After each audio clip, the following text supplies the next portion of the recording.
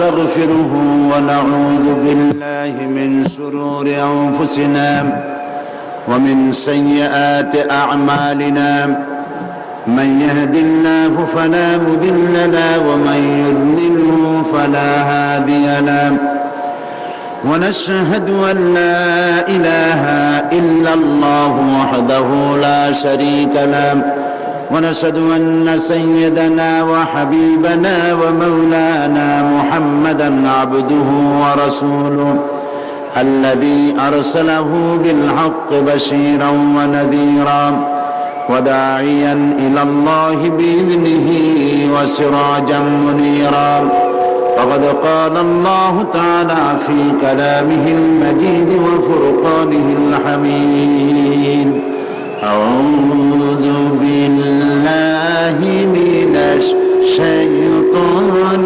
الرجيم بسم الله الرحمن الرحيم إن الله وملائكته يصلون على النبي يا أيها الذين آمنوا صلوا عليه وسلموا تسليما اللهم سيدنا مولانا محمد وعلى آله سيدنا مولانا محمد محبতের সাথে সকলে প্রাণ খুলে পড়েন আল্লাহুম্মা সাল্লি আলা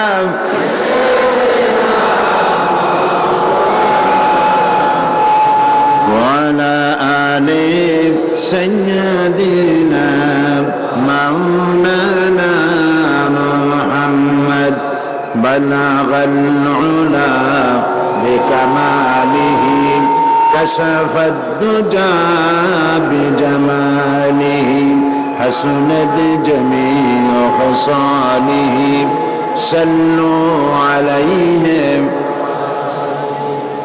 होना ये फूल तो बुलबुल का तरन्नुम भी न हो चंद दहर में कलियों का तबस्सुम भी न हो बलगल उलम बिकमालिही कशफत दुजा बिजमालिही हसनत जमीअ खसालिही सल्लू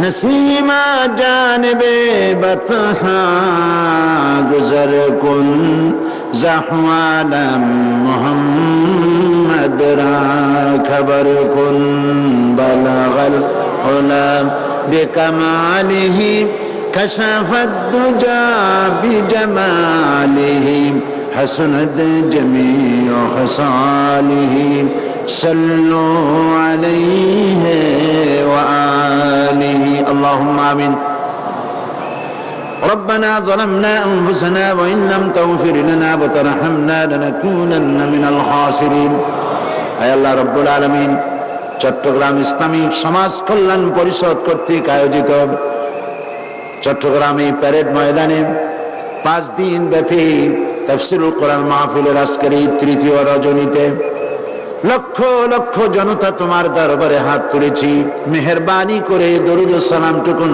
সোনার মদিনায় নবী পাকের রওজা মুবারকে পৌঁছে দাও तमाम পৃথিবীর মাটির নিচে যত মুমিন মুমিনাত শুয়ে আছেন তাদের আরওয়ার পরে সওয়াব পৌঁছে দাও রব্বুল আলামিন হে মাহফিলের আয়োজন যারা করেছেন আর শোনার জন্য যারা এসেছেন কিয়ামতের দিন মুসিবতের সময় এ মাহফিল আমাদের সকলের জন্য নাজাতের ওসিলা বানিয়ে দিও আল্লাহ ইয়া রব करम तू अगर करे वो बात दे जुबां को जो दिल पर असर करे ربنا تقبل منا إنك أنت السميع العليم وتب علينا إنك أنت التواب الرحيم سبحان ربك رب العزة عما يصفون وسلام على المرسلين والحمد لله رب العالمين جناب صاحب صدر আল্লামা হযরত মাওলানা শামসুদ্দিন সাহেব মদজিলুল আলী, হযরত উলামায়ে কিরাম, সম্মানিত উপস্থিতি, চট্টগ্রাম পার্শ্ববর্তী জেলাসমূহ বিভিন্ন এলাকা থেকে আগত সম্মানিত ভাইয়েরা, পর্দার আড়ালের মা ও বোনেরা, সুপ্রিয় সাংবাদিক বৃন্দ, আসসালামু আলাইকুম ওয়া রাহমাতুল্লাহি ওয়া বারাকাতুহু। আমরা মহান আল্লাহ সুবহানাহু ওয়া তাআলার দরবারে লাখো কোটি শুকর আদায় করি যে আল্লাহ তাবারক ওয়া তাআলা আমাদেরকে আজ কোরআনে কারীমের ঐতিহাসিক তাফসীর ও কোরআন মাহফিলের তৃতীয় দিবসে, তৃতীয় রজনীতে আমাদেরকে শরীক হওয়ার তৌফিক এনায়েত করলেন। সেই মনিবের দরবারে সকল রোজা হচ্ছি, সকলে পড়ছি আলহামদুলিল্লাহ। খুব মহব্বতের সাথে পড়ুন আলহামদুলিল্লাহ। রব্বানা লাকাল হামদ হামদান কাসীরান তাইয়িবান মুবারাকান ফীহি ইয়া রাব্বি লাকাল হামদু কামা ইয়ানবাগি লিজালালি ওয়াজহিকা ওয়া আযীমি সুলতানিকা। আল্লাহ রাব্বুল আলামিনের শুকর আদায় করা আমাদের পক্ষে কি করে সম্ভব, যিনি দয়া করে প্রতি বছরের ন্যায় এবারেও আমাদেরকে তাফসীর মাহফিলে শরীক হওয়ার তৌফিক দিয়েছেন। চট্টগ্রাম থেকে শত শত মাইল দূর থেকে বিভিন্ন জেলা থেকে লোকেরা উপস্থিত হয়েছেন। আবার এমনও হয়েছে যে মাহফিলের একদম কাছে বাড়িঘর, দোকানপাট, আশা কিসমতে হয় নাই, হয় নাই এমন। এগুলি খুশকিসমতির ব্যাপার, সৌভাগ্যের ব্যাপার। এটা হচ্ছে জান্নাতের টুকরা, এটা তো এখন প্যারেড ময়দান নাই। মাজালিসুল ইলম হিয়া রাউদাতুম মিন রিয়াদিল জান্নাহ, যেখানে ইলম চর্চা হয়, কোরআন ও হাদিসের বয়ান হয়, সেইটা সাধারণ কোনো জায়গা থাকে না, সেটা জান্নাতের টুকরায় পরিণত হয়ে যায়। সুতরাং এখানে আসা বসা এটা সৌভাগ্যের ব্যাপার। এই সৌভাগ্য যে আল্লাহ পাক যাদেরকে দান করেছেন শুকরিয়া আদায় করা দরকার। যারা পারেন নাই তাদের জন্য দোয়া করা দরকার, আল্লাহ পাক তাদেরকে যেন এ মাহফিলে উপস্থিত হওয়ার তৌফিক দান করেন, এই সৌভাগ্য থেকে তারা যেন বঞ্চিত না হন। দীর্ঘক্ষণ আপনারা আলোচনা শুনেছেন। এই তাফসীরুল কোরআন মাহফিলের এটাই হচ্ছে রওনক। এখানে বাংলাদেশের পথিতযশা, প্রখ্যাত, বিখ্যাত, স্বনামধন্য ওলামায়ে কেরাম, মুফাসসিরে কোরআন, তাদেরকে ইসলামিক সমাজ কল্যাণ পরিষদ তাদেরকে দাওয়াত দেন এবং তাদের মুখ থেকে আপনারা কথা শুনতে পান। আলহামদুলিল্লাহ পড়ে।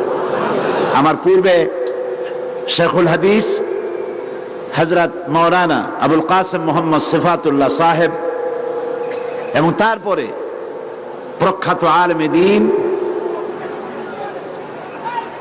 আল্লামা হযরত মাওলানা লুৎফুর রহমান সাহেব, তারা আপনাদের সামনে অত্যন্ত গুরুত্বপূর্ণ আলোচনা রেখেছেন। তাদের এক একজনের জন্য এক একটা মাহফিল দরকার, তাহলে পরিপূর্ণভাবে তারা বলতে পারেন এবং যারা শোনেন তারাও প্রাণ ভরে শুনতে পারেন। যেহেতু কোরআনে কারীমের তাফসীরের একটা ধারাবাহিকতা চলে, সেই জন্য আপনারাও কিছুটা মাহরুম হন, ওনারাও প্রাণ খুলে সবটা বলতে পারেন না। যেটুকুন বলেছেন তা দিয়ে যেন আমাদেরকে আল্লাহ পাক হেদায়েতের জরিয়া করে দেন এবং যারা বলেছেন আল্লাহ পাক তাদেরকে বলার যোগ্যতা আরো বাড়িয়ে দিন, তাদের মধ্যে আরো তাকওয়া দিন, ইখলাস দিন, সেহতে কামেলা দিন, হায়াতে তাইয়্যিবা দান করুন। বাংলাদেশের সমস্ত উলামায়ে কেরাম, মাশায়েখে ইজাম, আল্লাহ সকলের প্রতি অযুত ধারায় রহমত বর্ষণ করুন এবং এই মাহফিলে যারা এসেছেন নারী, পুরুষ এবং বিভিন্ন পেশাজীবী, সাংবাদিক, শিক্ষক, পুলিশ, চাকুরিজীবী, রিকশাওয়ালা, ঠেলাওয়ালা, কুলি, মজুর, দোকানদার, ওলামায়ে কেরাম যারাই এসেছেন, আল্লাহ রাব্বুল আলামিন তার আপন কুদরতি রহমতের পর্দা দিয়ে সকলকে ঢেকে নিন। গতকাল আপনাদের সামনে আলোচনা করেছিলাম সূরা আস-সাফ থেকে, নিশ্চয়ই মনে আছে। আজকে ওই যেখান থেকে ছেড়েছিলাম সেখান থেকে আবার শুরু করা হবে।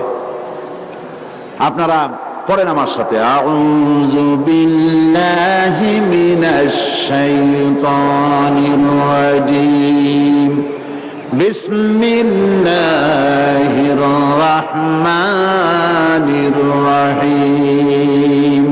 বিতাড়িত মরদুদ শয়তানের ওয়াসওয়াসা থেকে আল্লাহ পাকের কাছে পানাহ চাই। আল্লাহ পাক, তুমি দয়া করে আমাদেরকে শয়তানের ওয়াসওয়াসা থেকে পানাহ দাও। সকলে বলেন আমিন।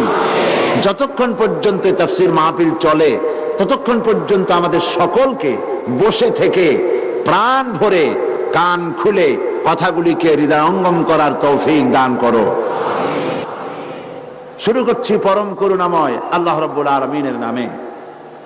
ইয়া আইয়ুহাল্লাযীনা আমানু হাল আদুল্লুকুম আলা তিজারাতিন তুনজিকুম মিন আযাবিন আলীম تؤمنون بالله ورسوله وتجاهدون في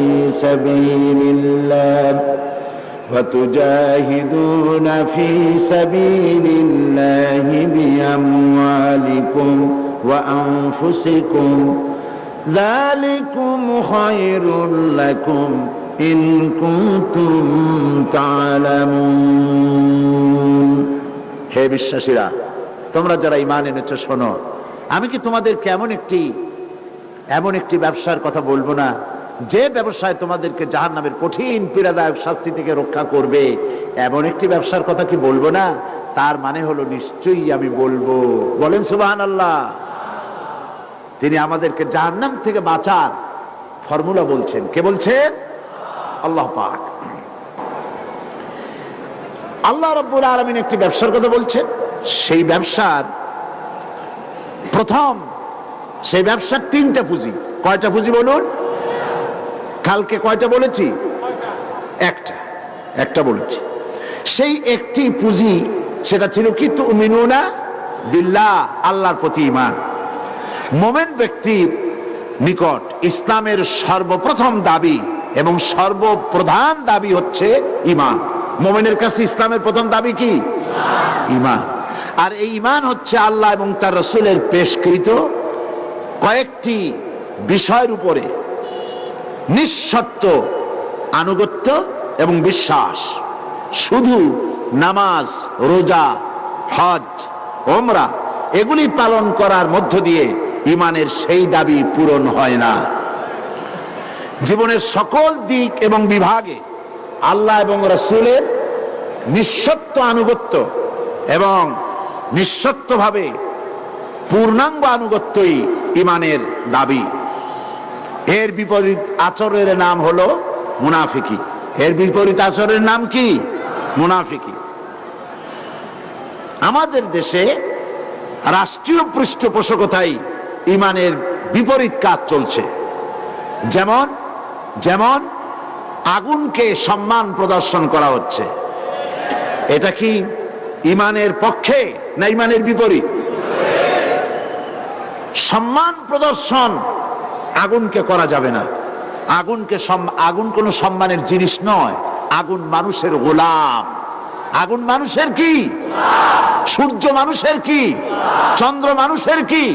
এই সবগুলিকে আল্লাহ পাক মানুষের গোলামি করার জন্য, মানুষের সেবা করার জন্য আল্লাহ পাক সব তৈরি করেছেন। নিরর্থক করে কোনো কিছুকে তৈরি আল্লাহ পাক করেন নাই। সব মানুষের প্রয়োজন মিটাবার জন্য করেছেন। সুতরাং আগুন হচ্ছে আল্লাহ পাক মানুষের খাদেম বানিয়ে দিয়েছেন। আগুন মানুষের খাদেম, বাতাস মানুষের খাদেম, পানি মানুষের খাদেম। সেই খাদেমগুলি আল্লাহ যাকে খাদেম বানিয়েছেন, গোলাম বানিয়েছেন, সেই আগুন জ্বালায়া তার সামনে সেনাবাহিনীর লোক নিয়া, পুলিশ নিয়া, মন্ত্রীরা ফুলের মালা দিয়া মাথা নিচু করে দাঁড়ায় থেকে এর থেকে মুসলমানের ঈমানের বেইজ্জতি আর কিছু হতে পারে না। সুতরাং এটা ঈমানের সম্পূর্ণ বিপরীত। আগুনকে সম্মান প্রদর্শন করা, ভাস্কর্যের নামে রাস্তার মোড়ে মোড়ে মূর্তি নির্মাণ করা, প্রতিকৃতি, মানুষের জাতীয় নেতৃবৃন্দের প্রতিকৃতি বানানো, বিরাট করে ছবি বানানো, সেই ছবির সামনে বিভিন্ন অকেশনে ফুলের মালা দিয়ে নীরব হয়ে দাঁড়িয়ে থাকা সম্পূর্ণ শিরক এবং হারাম, ঈমানের বিপরীত কাজ।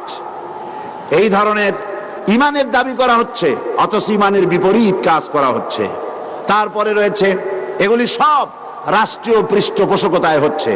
কপালে চন্দন তিলক পরা, হিন্দুয়ানি কায়দায় বর্ষবরণ, বসন্ত মেলা, বৈশাখী মেলা, বিশ্ব বেহায়া দিবস মানে বিশ্ব ভালোবাসা দিবস, মঙ্গল প্রদীপ জানানো, বাঙালি সংস্কৃতির নামে যা কিছু করা হচ্ছে এসব ঈমানের দাবির সাথে সুস্পষ্ট বিরোধিতা। একদিকে হজ এবং উমরার নামে মক্কা মদিনা সফর করা হচ্ছে, অন্যদিকে দাদা বাবুদেরকে খুশি করার জন্য গয়া এবং কাশী থেকে সংস্কৃতি আমদানি করা হচ্ছে। এর নাম আর যাই হোক ইসলাম নয়, ঈমান নয়, এর নাম সুস্পষ্ট মুনাফিকি। আল্লাহ এবং রাসূলের পেশকৃত ইসলামের জীবন বিধান সরকারি দলের পছন্দ নয় বলেই তারা গোড়া থেকেই ধর্মনিরপেক্ষ। আর এই ধর্মনিরপেক্ষ মতবাদ ইসলামে সম্পূর্ণভাবে হারাম করা হয়েছে। ধর্মনিরপেক্ষ মতবাদ কি? এটি একটি কুফরি মতবাদ। পৃথিবীর সমস্ত আলেম ওলামা, পীর বুজুর্গ, মুহাদ্দিসিন, মুফাসসিরিন, পৃথিবীর সব আলেম একমত, ধর্মনিরপেক্ষ মতবাদ হারাম, এটা কুফরি মতবাদ। এই দেখুন পেছনে একটি ব্যানার লাগানো আছে, এই ব্যানারে লেখা আছে কোরআনে কারীমের আয়াত, সূরা আল বাকারা, আফাতুমিনুনা বিবাদিল কিতাব ওয়া তাকফুরুনা বিবাদ।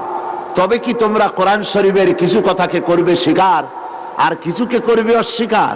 এই যদি তোমাদের অবস্থা হয় তাহলে দুনিয়ার বুকে তোমাদেরকে লাঞ্ছনার জীবন দেব, আর কিয়ামতের দিন চরম শাস্তি, জাহান্নামের শাস্তি তোমাদেরকে প্রদান করা হবে। সুতরাং এই ধর্মনিরপেক্ষ মতবাদ কোন মুসলমান গ্রহণ করতে পারে না। তাফসীরের শুরুতেই আমি আপনাদেরকে একথা জানিয়ে দিচ্ছি, ওমা আলাইনা ইল্লাল বালাগ, আমার দায়িত্ব হচ্ছে কথাকে পৌঁছে দেওয়া, এটা আমাদের দায়িত্ব, আমরা দায়িত্ব পালন করছি। আমি আবার বলছি, ধর্মনিরপেক্ষ মতবাদ হারাম, কুফরি মতবাদ। এই মতবাদে বিশ্বাস করে মানুষ, কোন নরনারী যদি মারা যায়, সেই নরনারীর যদি রাষ্ট্রীয় মর্যাদায় যত শ্রদ্ধা জানাইয়া সম্মান করে তাকে কবর দেওয়া হোক, আল্লাহর জান্নাতে যাওয়ার কোনো গ্যারান্টি নাই।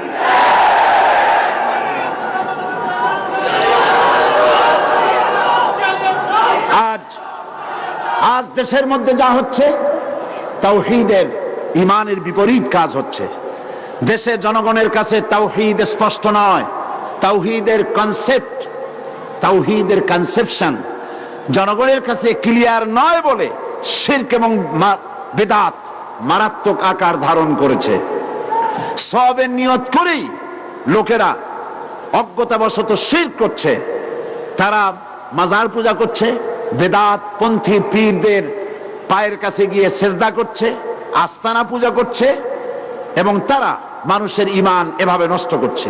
অন্যদিকে আবার কিছু লোক নিজেদেরকে অলি সম্রাট, সুফি সম্রাট বলে দাবি করে গোটা বাংলাদেশের মানুষের কাছে ইসলামের বিকৃত ব্যাখ্যা দিয়ে মানুষদেরকে গোমরাহির রাস্তা খুলে দিচ্ছে। তাসাউফ এটি হচ্ছে একটি মহান এবং পবিত্র বিষয়। এই মহান পবিত্র বিষয়কে এক শ্রেণীর লোকেরা ব্যবসার হাতিয়ার হিসেবে ব্যবহার করেছে, এবং তারা এটাকে ব্যবসার হাতিয়ার হিসেবে ব্যবহার করে ওরস শরীফ, গোসল শরীফ, তারপরে নরস শরীফ, খসরত শরীফ, নানান রকমের শরীফের নাম দিয়ে জনগণকে বিভ্রান্ত করছে। সুতরাং এক কথায় বাংলাদেশে স্লোগান পরে দেন, আগে শোনেন, স্লোগান দিয়ে তো কুলাইতে পারবেন না, আগে শোনেন না। বাংলাদেশের রাজনৈতিক সমস্যা কোনো স্থায়ী সমস্যা নয়। বাংলাদেশের সবচাইতে মারাত্মক সমস্যা হচ্ছে ধর্মনিরপেক্ষতা নামক কুফরি সমস্যা সবচাইতে ইমানের বড় সমস্যা। এই সমস্যা থেকে জাতিকে রক্ষা পেতে হবে। সেই জন্যই কোরআনে কারীমের সূরা আস-সাফ থেকে আমি আপনাদের সামনে এই আলোচনা তুলে ধরতে চেয়েছি। গতকাল ইমানের ব্যাখ্যা আপনাদের সামনে পেশ করেছি, ইমান বিল্লাহ। আজকে বলবো তুমিনুনা বিল্লাহি ওয়া রাসূলি, আল্লাহর প্রতি ঈমান। আর এর পরপরই দ্বিতীয় যে ঈমানটা হবে, সেই ঈমানটা কার উপরে? রাসূল করিম সাল্লাল্লাহু আলাইহি সাল্লামের উপর, রিসালাতের উপরে ঈমান আনতে হবে। রিসালাতের প্রয়োজনটা কি? আল্লাহ রাব্বুল আলামিন বলেছেন, وعلى الله قصد السبيل ومنها جائر ولو شاء لهداكم أجمعين। আর সোজা রাস্তা বলে দেওয়ার দায়িত্ব হচ্ছে আল্লাহ পাকের। যেখানে রয়েছে অসংখ্য বাঁকা পথ, সেখানে সোজা রাস্তা বলে দেওয়ার দায়িত্ব আল্লাহ পাকের। আর আল্লাহ পাক ইচ্ছে করলে গোটা পৃথিবীর মানব মণ্ডলীকে একসঙ্গে হেদায়েত দিয়ে দিতে পারতেন। তো আল্লাহ পাকের দায়িত্ব হচ্ছে সোজা রাস্তা বলে দেওয়ার, যেখানে অসংখ্য বাঁকা পথ আছে। এই অসংখ্য বাঁকা পথগুলি মানুষের তৈরি, আর সোজা রাস্তা বলে দিয়েছেন কে? আল্লাহ পাক। আল্লাহ পাক এই সোজা রাস্তা বলে দেওয়ার জন্য তিনি কখনই সরাসরি কথা বলেন না, সেজন্য তিনি ব্যবহার করেন পয়গম্বরদেরকে, নবীদেরকে ব্যবহার করেন। এই পৃথিবীতে দুই শ্রেণীর লোকেরা মানুষকে পথ দেখিয়েছে। এক শ্রেণী হচ্ছে দার্শনিক এবং পৃথিবীর সাধারণ নেতা, আর এক শ্রেণী হচ্ছে আম্বিয়া আলাইহিমুস সালাম। এখন আমরা কাদের কথা মানব এবং কাদেরটা মানব না? আমাদেরকে মানতে হবে নবীদের কথা, কারণ নবীরা যত কথা বলেছেন আম্বিয়া আলাইহিমুস সালাম, তাদের সমস্ত কথা ছিল ওহীভিত্তিক কথা, তারা নিজেরা বানিয়ে কোনো কথা বলেন নাই। আর পৃথিবীতে যত নেতা আছে, দার্শনিক বৃন্দ আছেন, তাদের কথাগুলি ছিল মন মস্তিষ্ক প্রসিত, সেই জন্য তাদের কথার কোনো মিল হয় নাই। নবীদের সব কথার মিল হয়েছে। দুনিয়ায় যত নবী এসেছেন, সমস্ত নবীদের দাওয়াত কয় রকম ছিল বলুন? দাওয়াত ছিল কয় রকম? দুনিয়ায় যত নবী এসেছেন, সমস্ত নবীদের দাওয়াত ছিল একই প্রকার দাবি, একই প্রকার দাওয়াত। সবাই বলেছেন লা ইলাহা ইল্লাল্লাহ, লা ইলাহা ইল্লাল্লাহ। জোরে পড়েন লা ইলাহা।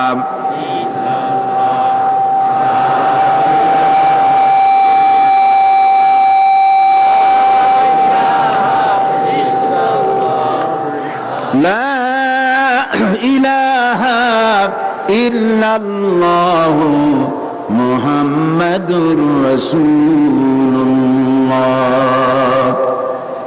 দুনিয়ার সব নবী আম্বিয়া আলাইহিমুস সালাম, তাদের দাওয়াত ছিল একরকম। দাওয়াত ছিল একরকম, কারণ হচ্ছে তাদের এই দাওয়াত এসেছিল একটি জায়গা থেকে। কয় জায়গা থেকে আসছে? একটা অফিস থেকে এসেছে। সেই অফিসটা কার? আল্লাহ রাব্বুল আলামিনের অফিস। সেখান থেকেই এই দাওয়াত এসেছে। আর পৃথিবীর বিভিন্ন নেতা এবং দার্শনিকরা যত কথা বলেছেন, এই কথাগুলি বলেছেন মন মস্তিষ্ক প্রসূত কথা, সেই জন্য তাদের কথার কারো কথার সাথে কোনো মিল হয়নি। এজন্য নবীগণের দায়িত্ব আর মর্যাদা সম্পর্কে আল্লাহ পাক বলছেন, وَجَعَلْنَاهُمْ أَئِمَّةً يَهْدُونَ بِأَمْرِنَا وَأَوْحَيْنَا إِلَيْهِمْ فِعْلَ الْخَيْرَاتِ وَإِقَامَ الصَّلَاةِ وَإِيتَاءَ الزَّكَاةِ وَكَانُوا لَنَا عَابِدِينَ। আল্লাহ রাব্বুল আলামিন বলেন, আমি এই নবীদেরকে বিশ্ব নেতা হিসেবে দুনিয়ার ভিতরে পাঠিয়েছি। তারা হচ্ছেন জননেতা। নবীরা কি? জননেতা, জনগণের নেতা করে আমি তাদেরকে পাঠিয়েছি। এবং আমার নির্দেশ অনুযায়ী তারা হেদায়েত পেশ করেছেন মানুষের সামনে। তাদের দায়িত্ব হচ্ছে নামাজ। মানুষকে তারা নামাজ প্রতিষ্ঠার জন্য আদেশ করবে, যাকাত তারা আদায় করবে এবং বিলি বন্টন করবেন। আর ভালো ভালো কাজ করার জন্য তারা মানুষকে নির্দেশ করবে।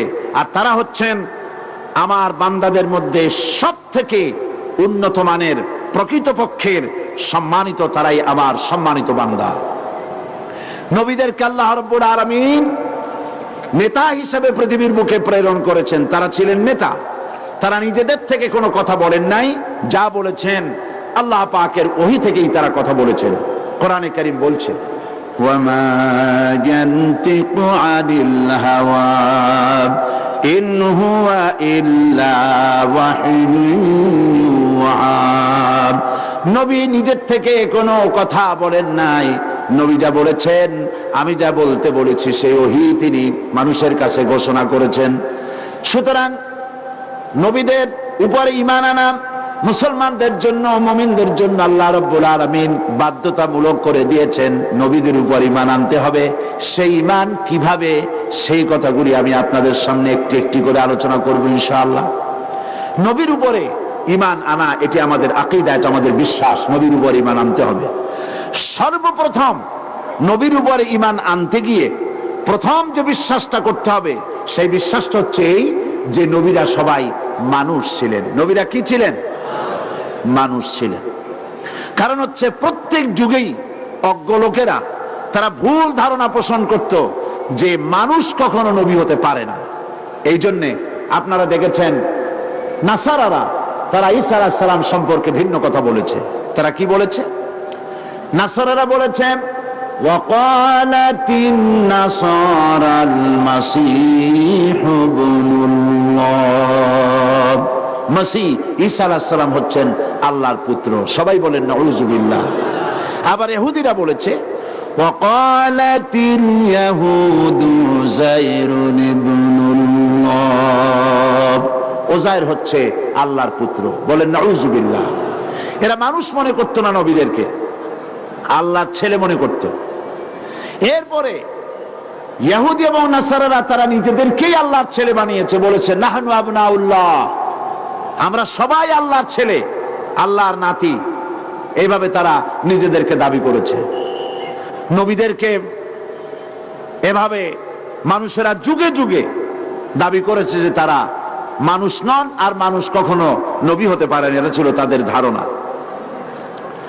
কিন্তু কোরআন শরীফ এই সমস্ত কথা এবং আকীদার প্রতিবাদ করেছে। কোরআন বলছে হযরত আদম আলাইহিস সালাম প্রথম মানুষ কে ছিলেন? আদম আলাইহিস সালাম প্রথম মানুষ, প্রথম নবী। তিনি মানুষ ছিলেন, নবী ছিলেন। আল্লাহ পাক বলছেন, ইয ক্বালা রাব্বুকা লিল মালাইকাতি ইন্নী খালিকুম বাশারাম মিন তিন فإذا سويته ونفخت فيه من روحي فقعوا له ساجدين। আর স্মরণ করো সেই সময়ের কথা যখন তোমার রব তিনি আদমকে সৃষ্টি করলেন এবং ফেরেশতাদেরকে বললেন, তিনি আদম সৃষ্টি করলেন, তিনি মানুষ তৈরি করলেন, আদমকে মানুষ হিসেবে তৈরি করার সিদ্ধান্ত নিলেন এবং ফেরেশতাদেরকে বললেন পুরোপুরি ভাবে তার তৈরি করার পর যে আমি তার মধ্যে আমার রূহ সমূহ থেকে একটি রূহ তার মধ্যে ফুঁকে দেব, আর তোমরা তার সামনে সেজদায় পড়ে যাবে। একথা দিয়ে প্রমাণ হচ্ছে যে হযরতে আদম আলাইহিস সালাম প্রথম মানুষ, প্রথম নবী। তিনি নবী ছিলেন, মানুষ ছিলেন। শুধু আদম আলাইহিস সালাম নন, আদম আলাইহিস সালাম, নূহ আলাইহিস সালাম, আইয়ুব আলাইহিস সালাম, ইব্রাহিম আলাইহিস সালাম, দুনিয়ায় আল্লাহ পাক যত নবী পাঠিয়েছেন সমস্ত নবীরা কি ছিলেন? মানুষ ছিলেন। সকল নবী যে মানুষ ছিলেন এ ব্যাপারে কোরআনে কারীম বলছে, قالت لهم رسلهم إن نحن إلا بشر مثلكم ولكن الله يمن على من يشاء من عباده। তাদের রাসূলগণ তাদেরকে বলল, সত্যিই আমরা তোমাদের মতোই মানুষ। আল্লাহ পাক আমাদেরকে তার বান্দাদের মধ্যে যাকে খুশি তাকে অনুগ্রহিত করেন। সুতরাং দুনিয়ার সমস্ত নবীদের মুখ থেকে আল্লাহ বের করাইছেন যে আমরা সবাই মানুষ। রাসূল করিম সাল্লাল্লাহু আলাইহি ওয়াসাল্লাম তার সম্পর্কেও লোকেরা বলতো যে তিনি মানুষ ছিলেন না। তার সম্পর্কে কাফেররা বলতো, মা লি হাদার রাসূল ইয়াকুলুত তাওয়াম, ইয়াকুলুত তাআম ওয়া ইয়ামশি ফিল আসওয়াক মা লিহাযার রাসূল, কি আশ্চর্য রাসূল, বাজারে যায়, ভাত খায়, রুটি খায়, কি রকম নবী। তারা আশ্চর্য হয়ে যেত যে নবী হয় কি করে, আমাদের মতো হাটে বাজারে যায়, মানুষ আবার নবী হয় কেমনে। আল্লাহ রাব্বুল আলামিন নবীর মুখ থেকে এর প্রতিবাদ করালেন, শোনায় দিলেন, বলো কুল ইন্নামা আনা বাশারুম মিসলুকুম ইউহা ইলাইয়া আন্নামা ইলাহুকুম ইলাহুন ওয়াহিদ। আল্লাহ পাক বলছেন, নবী আপনি বলুন, ইন্নামা আনা বাশারুম মিসলুকুম, আমি তোমাদের মতোই মানুষ। এই আরবির কোরআন শরীফের আয়াতের সরাসরি তরজমা, বলুন আমি তোমাদের মতোই, কি বলেন, মানুষ, আমি তোমাদের মতোই মানুষ। এক শ্রেণীর জাহিল লোকেরা, তারা মানুষকে বিভ্রান্ত করার জন্য তারা বলে মুহাম্মদ সাল্লাল্লাহু আলাইহি ওয়াসাল্লামকে মানুষ বলা যাবে না। বলেন নাউযুবিল্লাহ। আল্লাহ বলতে বলছেন যে আপনি বলেন আমি মানুষ, তোমাদের মতোই মানুষ। তারা বলছে মানুষ না। আচ্ছা মানুষ যদি না হয় তো কি? মুহাম্মদ সাল্লাল্লাহু আলাইহি ওয়াসাল্লাম তিনি কি জিন? যদি তার জিন বলা হয় তাহলে কি তার সম্মান বাড়ানো হলো? বলেন, মানুষের জিনের সম্মান বেশি না মানুষের সম্মান বেশি? আচ্ছা রাসূল সাল্লাল্লাহু আলাইহি ওয়াসাল্লাম যদি জিন না হয় তো কি, তাকে কি বলবেন? ফেরেশতা বলবেন? যদি ফেরেশতা বলেন তো সম্মান কার বেশি, মানুষের বেশি না ফেরেশতার বেশি? সম্মান কার বেশি? মানুষের বেশি। সুতরাং আল্লাহ পাক সাফ করে বলছেন যে আপনি বলে দিন, ইন্নামা আনা বাশারুন মিসলুকুম, আমি তোমাদের মতোই মানুষ। তবে হ্যাঁ, এর ব্যাখ্যা, সেই ব্যাখ্যা আমি আপনাদের সামনে বহুবার দিয়েছি, আজও দিচ্ছি। রাসূল আল্লাহ পাক শিখাচ্ছেন আপনি বলেন আমি তোমাদের মতো মানুষ। এর ব্যাখ্যা হচ্ছে আমি তোমাদের মতো মানুষ, কিন্তু তোমাদের মতো সাধারণ মানুষ নই। ইউহা ইলাইয়া, আমার কাছে ওহী আসে। দুনিয়ার তোমাদের কাছে যারা নবী নয় তাদের কাছে ওহী আসে না, আমার কাছে ওহী আসে। আর তোমাদের রব আমার রব একই, আল্লাহ রাব্বুল আলামিন। পার্থক্য করা হয়েছে নবুয়ত দিয়ে, ওহী দিয়ে। আরো পার্থক্য আছে, আমরা সাধারণ মানুষ আর নবীরা হচ্ছেন, জবাব দিতে পারলেন না? সাধারণের বিপরীত কি? অসাধারণ মানুষ। আমরা মানব আর আল্লাহর পয়গম্বররা হচ্ছেন মহামানব। সুবহানাল্লাহ বলেন। তার কারণ হলো আমরা সাধারণ মানুষ, আমরা গুনাহ করতে পারি, অপরাধ করতে পারি, মিথ্যে বলা স্বাভাবিক, নানান রকমের নাফরমানি করা স্বাভাবিক। কিন্তু নবীদের জন্য নাফরমানি করা মোটেই স্বাভাবিক নয়। আল্লাহ পাক তাদেরকে হেফাজত করেছেন, মাসুম করেছেন, বেগুনাহ করেছেন। নবীদের কোনো গুনাহ নাই, সুবহানাল্লাহ, তাদের কোনো গুনাহ নাই। তারা মানুষ, তবে আমাদের মতো সাধারণ মানুষ নন। তারা হচ্ছেন অসাধারণ মানুষ। এবং তাদের আমি এই দৃষ্টান্ত আপনাদের সামনে এর আগে দিয়েছি, মানুষে মানুষে বেশ কম কি, নবীরাও মানুষ আমরাও মানুষ, বেশ কম কি। সেই বেশ কম বুঝাবার জন্য বলেছি, রাস্তা তৈরি হয় পাথর দিয়ে, বিরাট বিরাট পাথর। এক একটা পাথরের দাম 5 মণ ওজন, একটা পাথরের দাম 50 টাকা 100 টাকা হইতে পারে বড় জোর, অথবা কেউ কিনবেই না, পাথরের তার অভাব নাই। কিন্তু এই পাথর স্বর্ণকারের দোকানে যেয়ে দেখেন, ছোট্ট ছোট্ট ইয়াকুত, জবরজাত, লুলু, মারজান, আকিক, এই সমস্ত সুন্দর সুন্দর দামি দামি পাথর জুয়েলারির দোকানে আছে, যার এক একটা তোলা 50,000 টাকা 1 লাখ টাকা পর্যন্ত হতে পারে। তাহলে স্বর্ণকারের দোকানের পাথর আর রাস্তার পাথর, দুই পাথর কি এক? এজন্য কবি বলেছেন, মুহাম্মাদুন বাশারুন লাইসা কাল বাশারি ওয়া হুয়া ইয়াকুতু ওয়ান নাসু কাল হাজারি। মুহাম্মদ সাল্লাল্লাহু আলাইহি ওয়াসাল্লাম তিনি মানুষ বটে, কিন্তু সাধারণ মানুষের মতো নন। যেমন ইয়াকুত আর জবরদস্ত পাথর বটে, কিন্তু রাস্তা বানাবার পাথরের মতো পাথর নয়। কথা বুঝে আসছে? সুতরাং নবীরা সবাই মানুষ, মানুষকেই চিরকাল নবী বানানো হয়েছে। কে বলছেন এ কথা? আল্লাহ পাক। আল্লাহ রাব্বুল আলামিন বলেন, ওয়ামা আরসালনা ক্বাবলাকা ইল্লা রিজালান নূহি ইলাইহিম ফাসআলু আহলায যিকরি ইন কুনতুম লা تعلمون হে নবী, আমি তোমার পূর্বে যত নবী পাঠিয়েছি সমস্ত নবী রাসূলদেরকে মানুষের মধ্য থেকে নবী রাসূল তাদেরকে বানিয়েছি। তোমরা যদি একথা না জানো তাহলে জ্ঞানীজনদের কাছ থেকে জেনে নাও। জ্ঞানীজন কারা? যারা কোরআনের ইলম রাখে। কোরআনের ইলম যারা রাখে তারা সত্যিকারের জ্ঞানী। সুবহানাল্লাহ।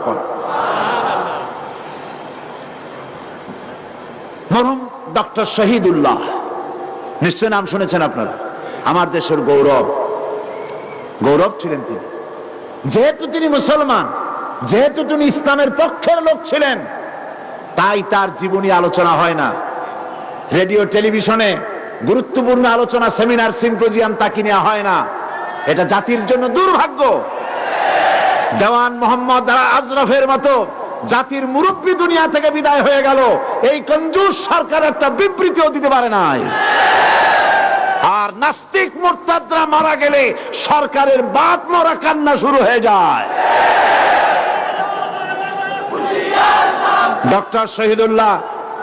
ডক্টর শহীদুল্লাহ যখন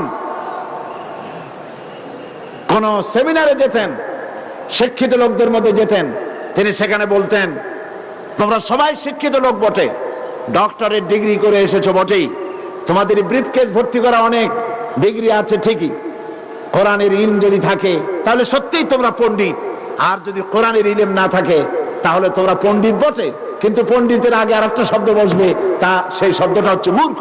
তোমরা মূর্খ পণ্ডিত, কারণ কোরআনের ইলম না থাকলে কিচ্ছু নাই, চির। বুদ্ধিজীবী যতই করো, আসলে বুদ্ধি বলতে কিছু নাই, বুদ্ধি বেঁচে খায়, তাই বুদ্ধিজীবী। মূল বিষয় হচ্ছে কোরআনের ইলম নাই তো কিচ্ছু নাই। কোরআন হাদিসের ইলম হচ্ছে সর্বশ্রেষ্ঠ ইলম। জোরে কোন সুবহানাল্লাহ। আল্লাহ পাক সে কথাই বলছেন, যদি তোমাদের জানা না থাকে তাহলে জ্ঞানীজনদের কাছে জেনে নাও। জ্ঞানীজন কারা? যারা কোরআনের ইলম যারা রাখে। মানুষের জন্য মানুষকেই নবী বানানো, মানুষের প্রতি আল্লাহ পাক ইহসান করেছেন, বলেন আলহামদুলিল্লাহ। মানুষের জন্য যদি মানুষকে নবী না বানানো হতো তাহলে আমাদের জন্য কষ্ট হইতো না ভালো হইতো? কোন তো দেখি। আর যারা জবাব দিলেন না তাদের জন্য খুব মজা হইতো। মানুষের জন্য মানুষ নবী হয় স্বাভাবিক, কারণ মানুষের সমস্যা কোথায়? আমাদের জন্য যদি ফেরেশতা নবী বানানো হতো তাহলে আমাদের জন্য সমস্যা বেশি হইতো না? ফেরেশতারা বুঝবে কি? বউ নাই, বাচ্চা নাই, সংসার নাই, রাষ্ট্র নাই, নির্বাচন নাই, ভোট নাই, কেয়ারটেকার গভর্নমেন্টের চিন্তা নাই। এই ফেরেশতারা তাদেরকে নবী বানাইলে আমাদের সমস্যা তারা বুঝবে কি? কথা ঠিক কি না? এখন সরকারের সাথে যে গন্ডগোল বাঁধছে বিরোধী দলের, এই গন্ডগোলের শেষ কোথায়, শুরু কোথায়, সমাধান কিসে? এই কথা কি ফেরেশতারা বলতে পারবে? কিছুতেই বলা সম্ভব না।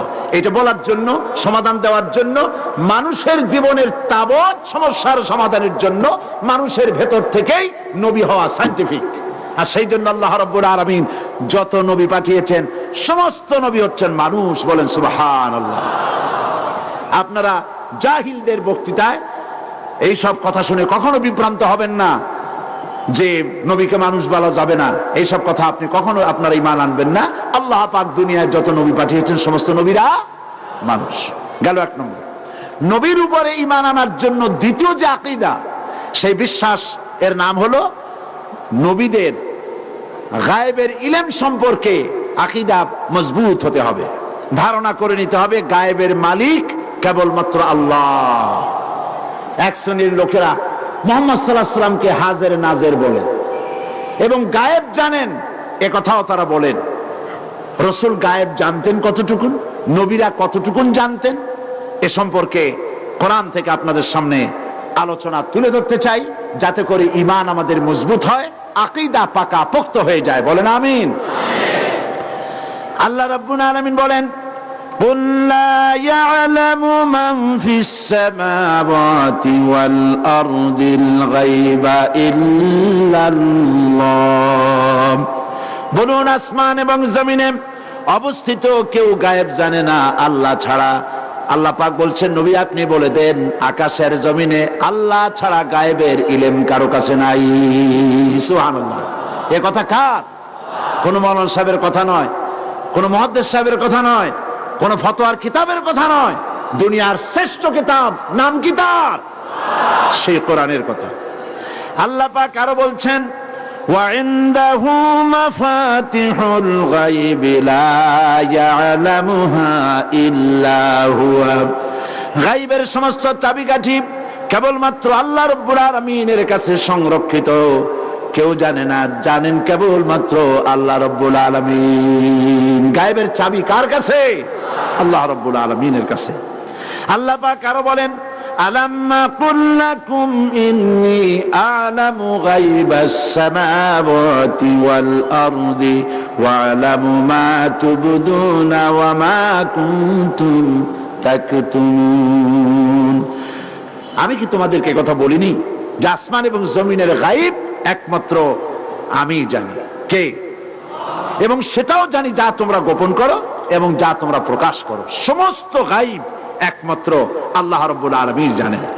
নবী করিম সাল্লাল্লাহু আলাইহি ওয়াসাল্লাম সম্পর্কে আল্লাহ পাক বলছেন, আপনি বলেন, আল্লাহ পাক বলছেন আপনি বলেন, ওয়ালাউ কুনতু আ'লামুল গায়বা লাস্তাকসারতু মিনাল খায়র ওয়া মা মাসানিয়াস সু।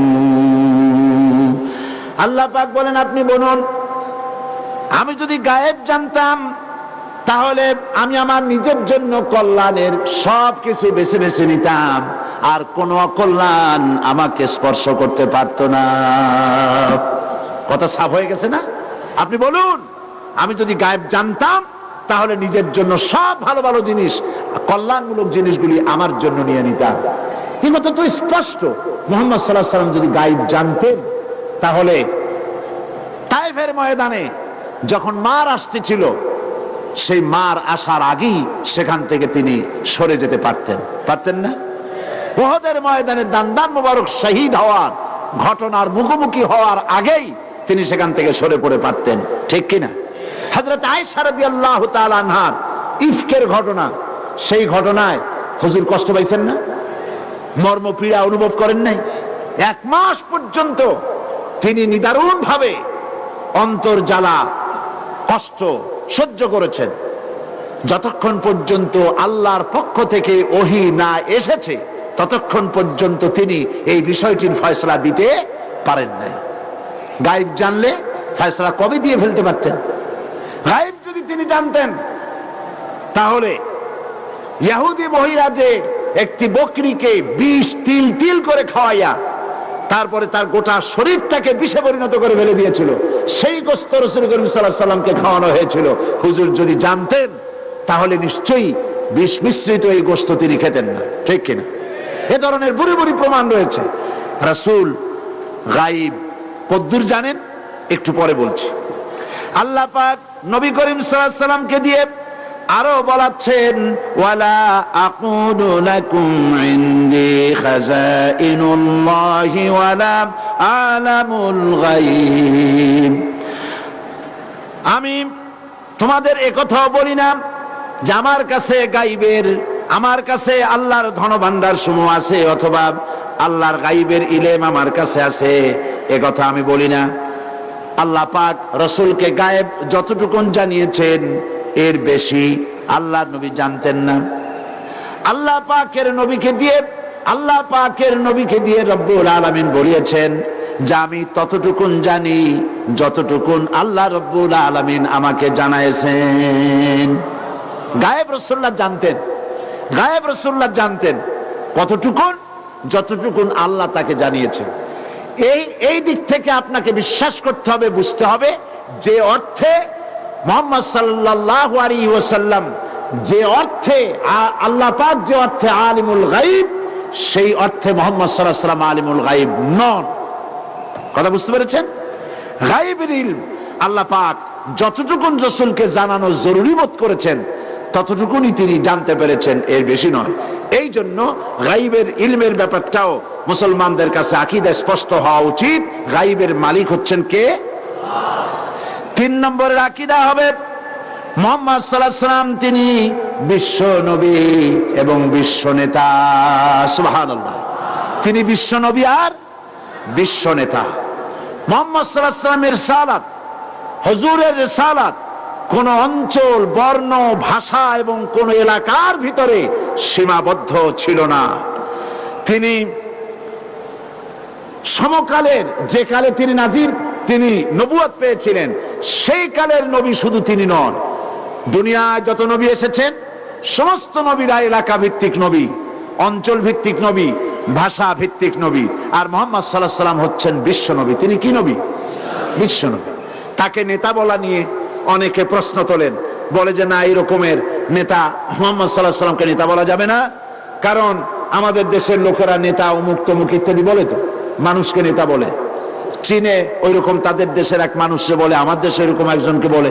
তো এই রকমের তারা নেতা নিজেরা বানিয়ে নিয়েছে। মুহাম্মদ সাল্লাল্লাহু আলাইহি ওয়াসাল্লামকে নেতা বললে তাহলে এটা তাকে অপমান করা হয়। বলেন নাউজুবিল্লাহ। মুহাম্মদ সাল্লাল্লাহু আলাইহি ওয়াসাল্লাম নেতা হবেন তো না কি হবেন? নেতা না হলে তো অনুসারী হতে হয়, নেতা না হলে অনুসারী হতে হয়। ইমাম হতে হবে না মুক্তাদি হতে হবে। মুহাম্মদ সাল্লাল্লাহু আলাইহি ওয়াসাল্লাম কি ইমাম না মুক্তাদি? কোনটা? ইমাম। শুধু ইমাম নন, ইমামুল আইম্মা। গোটা পৃথিবীর সমস্ত নেতাদের নেতাকে মুহাম্মদ রাসূলুল্লাহ সাল্লাল্লাহু আলাইহি ওয়াসাল্লাম। তিনি বিশ্ব নেতা। তিনি যে বিশ্ব নেতা সে কথা আল্লাহ পাক তার মুখ থেকে বলিয়েছেন। আল্লাহ পাক বলেন, কুল ইয়া আইয়ুহান নাসু ইন্নী রাসূলুল্লাহি ইলাইকুম জামিআ। হে নবী, আপনি বলুন, হে পৃথিবীর মানুষেরা, পৃথিবীর মানব মণ্ডলী, আল্লাহ রাব্বুল আলামিন আমাকে তোমাদের সকলের জন্য নবী করে পাঠিয়েছেন। সুবহানাল্লাহ। তোমাদের সকলের জন্য আমি রাসূল হয়ে এসেছি। আল্লাহ পাক আরো বলেছেন, ওয়ামা আরসালনাকা ইল্লা রাহমাতান লিল আলামিন। মুহাম্মদ সাল্লাল্লাহু আলাইহি ওয়াসাল্লামকে আল্লাহ পাক কি বলছেন? আপনাকে মক্কার জন্য রহমত করছি, এই কথা বলছেন। আরবি ভাষাভাষী লোকদের জন্য আমার রহমত করে পাঠাইছে, কথা বলা হয়েছে না।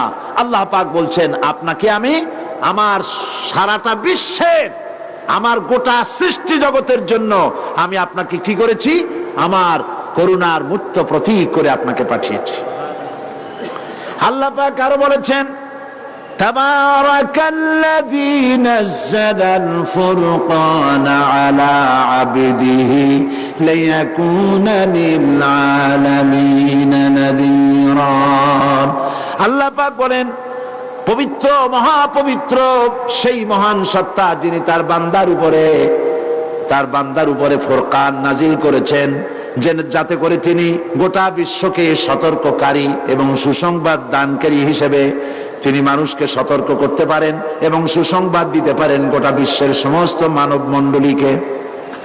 আল্লাহ রাব্বুল আলামিন সেই রাসূলের কাছে যে কিতাব অবতীর্ণ করেছেন, সেই কিতাব সম্পর্কে বলা হয়েছে, হাদা বায়ানুল লিন-নাসি ওয়া হুদাও ওয়া মাউইযাতুন লিল মুত্তাকিন। এই কিতাব হচ্ছে সমগ্র জাতির জন্য, সমগ্র মানব গোষ্ঠীর জন্য এই কিতাব অবতীর্ণ করা হয়েছে, যা মুহাম্মদ সাল্লাল্লাহু আলাইহি ওয়াসাল্লামের নাজিল করা হয়েছে। সুতরাং আল্লাহর বক্তব্য অনুযায়ী, কোরআনের বক্তব্য অনুযায়ী মুহাম্মদ সাল্লাল্লাহু আলাইহি ওয়াসাল্লাম শুধু মক্কার নেতা নন, আরবি ভাষাভাষীদের নেতা নন, সমকালীন যুগের নেতা নন, তিনি বিশ্ব নবী এবং বিশ্ব নেতা। মুহাম্মদ সাল্লাল্লাহু আলাইহি ওয়াসাল্লাম বিশ্ব নবী এবং বিশ্ব নেতা। আর বিশ্ব নেতা হওয়ার জন্য কয়েকটি কোয়ালিটি থাকা দরকার, কয়েকটি গুণ থাকা দরকার। সেই সব গুণ তার মধ্যে ছিল কিনা আমরা একটু আলোচনা করে দেখি। বিশ্বনেতা হওয়ার জন্য এক নম্বরের যে সত্য হওয়া উচিত তা হলো তিনি কোন জাতি, বর্ণ বা শ্রেণী জন্য তিনি কথা বলবেন না, তিনি কথা বলবেন সমগ্র বিশ্ব মানবতার জন্য। এখন আমরা যত নেতার নাম জানি পৃথিবীতে, সমস্ত নেতারা কথা বলেছেন এলাকার মানুষের জন্য, নিজের ভাষার জন্য, নিজের অঞ্চলের মানুষের জন্য। আর মুহাম্মদ সাল্লাল্লাহু আলাইহি ওয়াসাল্লাম কথা বলেছেন কাদের জন্য বলুন তো? কাদের জন্য? সারা পৃথিবীর সমস্ত মানুষের জন্য কথা বলেছেন। আল্লাহর নবী কথা বলেছেন নারীর জন্য, কালো মানুষের জন্য, শিশুর জন্য, শ্রমিকদের জন্য, চাষির জন্য, সাদা মানুষের জন্য, তামাম ভাষাভাষীদের জন্য, পৃথিবীর সমস্ত মানুষ বর্ণ, দল, মত, জাতি, ধর্ম সব মানুষের কল্যাণে যিনি কথা বলেছেন তার নাম মুহাম্মাদুর রাসূলুল্লাহ সাল্লাল্লাহু আলাইহি ওয়াসাল্লাম। এই জন্য বিশ্ব নেতা হওয়ার জন্য এই কোয়ালিটি থাকা দরকার, এটা আল্লাহ তার নবীর মধ্যে দিয়েছিলেন। 2 নম্বরে তার দেওয়া আদর্শ, তার দেওয়া মূলনীতি সারা দুনিয়ার মানুষের জন্য প্রযোজ্য হতে হবে, কোনো একটি বিশেষ ধর্মের জন্য নয়, বিশেষ একটা গোষ্ঠীর জন্য নয়, সারা পৃথিবীর মানুষ যেন গ্রহণ করতে পারে। নবীজি যে আদর্শ রেখেছেন, যে মূলনীতি, যে আদর্শ তিনি পেশ করেছেন পৃথিবীর মানুষের সামনে, জাতি, ধর্ম, দলমত নির্বিশেষে তামাম পৃথিবীর মানুষের জন্য তা গ্রহণযোগ্য। 3 নম্বরে হচ্ছে রাসূলের দেওয়া আদর্শ কোন গণ্ডির ভিতরে সীমাবদ্ধ থাকবে না, তার নেতৃত্ব কার্যকর হবে সারা পৃথিবীর বুকে সমস্ত মানুষের জন্য, যেখানে কোনো মানুষ কোনো দ্বিমত পোষণ করতে পারবে না। মুহাম্মদুর রাসূলুল্লাহ সাল্লাল্লাহু আলাইহি ওয়াসাল্লাম তিনি যত কথা বলেছেন, যত সিদ্ধান্ত দিয়েছেন, আজ পর্যন্ত দুনিয়ার কোনো চিন্তাবিদ, দুনিয়ার কোনো ঐতিহাসিক, দুনিয়ার কোনো বিজ্ঞানী বলতে পারে নাই যে এটা মানুষের জন্য গ্রহণযোগ্য নয়। বলতে পেরেছে বলতে? সমস্ত মানুষের জন্য গ্রহণযোগ্য। 4 নম্বরে তিনি শুধু আদর্শের কথা বলেই ক্ষান্ত হবেন না, সে আদর্শ তার নিজের জীবনে কার্যকরী করে দেখাবেন। এর নাম বিশ্বনেতা। জোরে বলুন সুবহানাল্লাহ। এমনি এমনি বিশ্বনেতা হওয়া যাবে না, কার্যকরী করে দেখাতে হবে। পৃথিবীতে কে এমন আছেন যে তার জীবনে আদর্শকে কার্যকরী করে দেখাতে পেরেছেন? নেতা আর চিন্তাবিদ দুটো জিনিস। যারা নীতি কথা বলেন, জীবনে কার্যকরী করে দেখান না, তারা হচ্ছেন চিন্তাবিদ। আর যারা নীতি কথা বলেন, নিজের জীবনে কার্যকরী করে দেখান, তার নাম হচ্ছে নেতা। মুহাম্মদ সাল্লাল্লাহু আলাইহি ওয়াসাল্লাম তাই ছিলেন। আল্লাহর নবী এমন নেতা ছিলেন, তিনি তার স্ত্রীদেরকে বলতেন, সাহাবীদেরকে বলতেন, দিনের বেলায় তোমরা আমার মধ্যে যে আচরণ দেখতে পাও, রাতের আধারে আমার মধ্যে যে আচরণ দেখতে পাও, সমস্ত কথাগুলি মানুষের সামনে খুলে খুলে বলে দাও। রাসূলের জীবন ছিল কোরআন, তাই তিনি তার সমস্ত জীবনের কথা মানুষের কাছে স্পষ্ট। দুনিয়ার কোন নেতা এমন নাই ছাত্র জীবনে কি করেছে, যৌবনকালে কি করেছে, তা মানুষের কাছে স্পষ্ট আছে? আছে স্পষ্ট? নাই।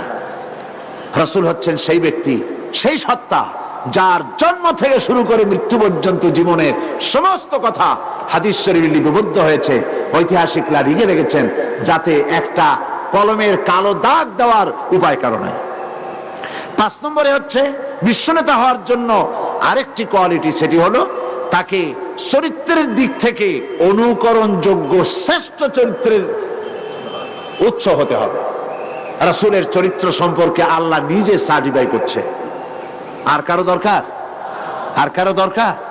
আল্লাহ পাক বলছেন, ওয়া ইন্নাকা লাআলা খুলুকিন আযীম। নবী হে, উন্নত চরিত্রের উপরে আপনাকে প্রতিষ্ঠিত করা হয়েছে। সুবহানাল্লাহি ওয়া বিহামদিহি। তার চরিত্র পৃথিবীর সর্বশ্রেষ্ঠ চরিত্র। 5-6 নম্বরে বিশ্বনেতা হওয়ার জন্য 6 নম্বরের যে কোয়ালিটি, সেটা হলো জ্ঞানের দিক থেকে তিনি হবেন মৌলিক জ্ঞানের অধিকারী।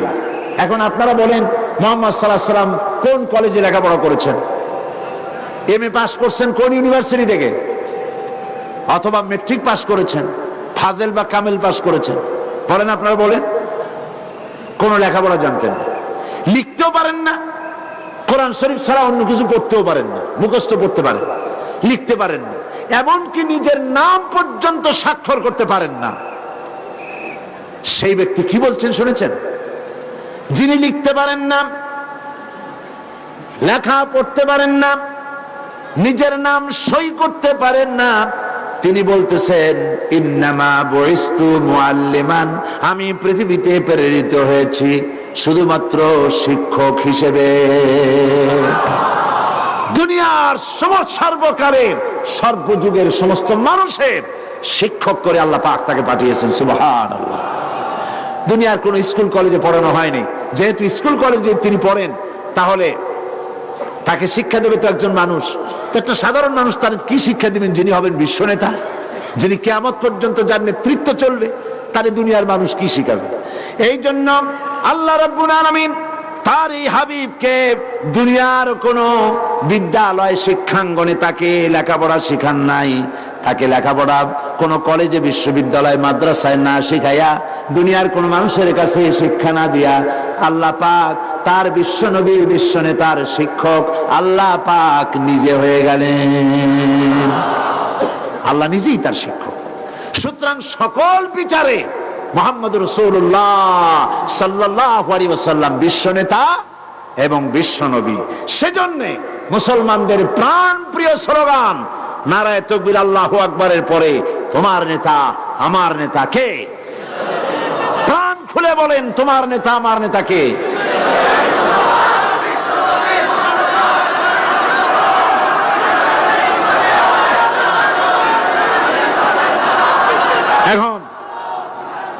এখন প্রশ্ন হচ্ছে যে মুহাম্মদ সাল্লাল্লাহু আলাইহি সাল্লামকে এই বিশ্ব নেতা কে বানালো? তিনি নিজেই দাবি করলেন, না এই নেতা আল্লাহ বানালেন? কে বানিয়েছেন? আল্লাহ পাক বানিয়েছেন। কোরআনে কারিমে আল্লাহ রাব্বুল আলামিন তার নেতৃত্বের ব্যাপারে যে আয়াতগুলি ছিল কিছু আমি বললাম, আরেকটা আয়াত আপনাদের সামনে পেশ করতেছি রাসূলের নেতৃত্বের ব্যাপারে।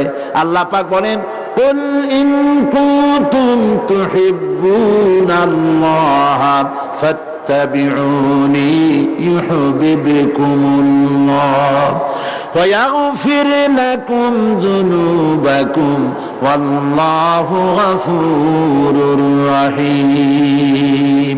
বলুন, ইন কুনতুম তুহিব্বুন আল্লাহ, যদি তোমরা আল্লাহকে ভালোবাসো তাহলে আমার অনুসরণ করো। আল্লাহ পাক বলছেন, কারে বলছেন? মুহাম্মদ সাল্লাল্লাহু আলাইহি ওয়াসাল্লামকে বলছেন। কাকে বলতে বলছেন? উম্মতদেরকে বলতে বলছেন। এখানে বলা হয় নাই ইন কুনতুম তুহিব্বুনাল্লাহ ফাত্তাবিউল কুরআন, যদি আল্লাহরে ভালোবাসো তাহলে কোরআনের অনুসরণ করো, কথা বলা হয়েছে না। বলা হলো কি, ইন কুনতুম তুহিব্বুনাল্লাহ, যদি আল্লাহরে ভালোবাসো তাহলে ফাত্তাবিউনি, আমার অনুসরণ করো। সুবহানাল্লাহ কোন, আমার অনুসরণ করো। আমার অনুসরণ করলে কি হবে? আল্লাহর নবীকে দিয়ে আল্লাহ বলাচ্ছেন, আমারে যদি তোমরা ভালোবাসো, আমার ইত্তেবা যদি করো, আমার অনুকরণ অনুসরণ যদি তোমরা করো, ইউহিব্বুকুমুল্লাহ, আল্লাহ পাক তোমাদেরকে ভালোবাসবেন। শুধু ভালোবাসবেন না, তোমাদের তামাম জিন্দেগীর সমস্ত গুনাহ খাতা আল্লাহ পাক মাফ করে দিবেন। এজন্য বিশ্বকবি আল্লামা ইকবাল বলেছেন, কি মুহাম্মদ সে वफा तूने तो हम तेरे हैं, कि मोहम्मद से वफा तूने तो हम तेरे हैं, ये जहां चीज ही क्या लौह कलम तेरे हैं। মুহাম্মদ সাল্লাল্লাহু আলাইহি ওয়াসাল্লামের সঙ্গে যদি তুমিও তার অনুসরণ অনুকরণ করতে পারো, তাহলে আকাশ আর জমিন তো দূরের কথা, লৌহ কলম পর্যন্ত তোমার জন্য করে দেওয়া হবে। সুতরাং রাসূল করিম সাল্লাল্লাহু আলাইহি ওয়াসাল্লামকে আল্লাহ পাক নিজেই গোটা বিশ্বের জন্য বিশ্ব নেতা তাকে করেছেন, এবং তার আনুগত্য করাকে মুসলমানদের জন্য ফরজ করে দেওয়া হয়েছে। সুবহানাল্লাহ।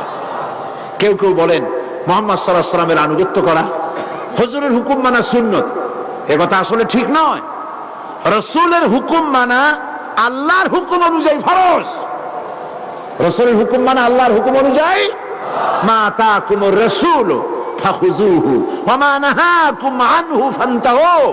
আল্লাহ পাক বলেছেন, তোমাদের রাসূল তোমাদের জন্য যা আনয়ন করেছেন, যা নির্দেশ করেছেন তা গ্রহণ করো, আর যা নিষেধ করেছেন তার থেকে বিরত থাকো। সুতরাং আল্লাহর হুকুম অনুযায়ী রাসূল করিম সাল্লাল্লাহু আলাইহি ওয়াসাল্লামের আনুগত্য করা মুসলমানদের জন্য কি ফরজ করা হয়েছে। শুধু তাই নয়, রাসূলের উপর ঈমান আনার গুরুত্বপূর্ণ বিষয় আল্লাহ বলছেন, লাকাদ কানা লাকুম ফি রাসূলিল্লাহি উসওয়াতুন হাসানা, তোমাদের জন্য গ্রহণযোগ্য একমাত্র তোমাদের মহত্তম আদর্শ রয়েছে তোমাদের রাসূলের মধ্যে। রাসূলের ভিতরে তোমাদের আদর্শ আছে, সেই আদর্শ গ্রহণ করো। পৃথিবীতে কারো আদর্শ চোখ বুজে গ্রহণ করা যাবে না, মনে রাখবেন, মনে রাখবেন, যত বড় বুজুর্গ হোক, যত বড় পীর হোক, যত বড় মুহাদ্দিস হোক, যত বড় মুফাসসির হোক, যত বড় ইসলামী চিন্তাবিদ হোক, যে কেউ হোক, বিনা প্রশ্নে চোখ বুজে নির্দ্বিধায় কারো কথা মেনে নেওয়া যাবে না এবং অন্ধ অনুকরণ করা যাবে না। কেবলমাত্র নির্দ্বিধায় নিশ্চিন্ত মনে আনুগত্য করতে হবে কার? মুহাম্মাদুর রাসূলুল্লাহ সাল্লাল্লাহু আলাইহি ওয়াসাল্লামের। এই আনুগত্য করা মুসলমানদের জন্য ফরজ করা হয়েছে। যখনই কোনো মুসলমান শুনবে আল্লাহ বলেছেন, রাসূল বলেছেন, একটা মুমিন কোনো প্রশ্ন করতে পারবে না। মুসলমানের দায়িত্ব হবে সামি'না ওয়া আতা'না, শুনলাম আর মেনে নিলাম। বলেন সুবহানাল্লাহ। প্রশ্ন নাই। মদ হারাম কেন? এই প্রশ্ন মুসলমান করবে না। মদ হারাম কেন? যেহেতু আল্লাহ হারাম করেছেন তাই হারাম। শুকরের মাংস হারাম কেন? আল্লাহ হারাম করেছেন তাই হারাম। কোনো প্রশ্ন নাই। সুবহানাল্লাহ। সুতরাং আনুগত্য হবে আল্লাহর হুকুমেই, রাসূলের আনুগত্য করতে হবে। আল্লাহ পাক বলছেন, ওয়ামা আরসালনাকা মির রাসূলিন ইল্লা লিইউতা'a বিইذনিল্লাহ। আমি যে রাসূলই পাঠিয়েছি দুনিয়ার বুকে, তাদের এই নির্দেশ দেওয়া হয়েছে আল্লাহর হুকুমই তাদের আনুগত্য করো। আল্লাহর হুকুম রয়েছে সমস্ত উম্মতের উপরে, নবীদের উপরে, যে যে নবী বানানো হয়েছে সেই নবীর আনুগত্য করতে হবে। এটা আল্লাহর হুকুম।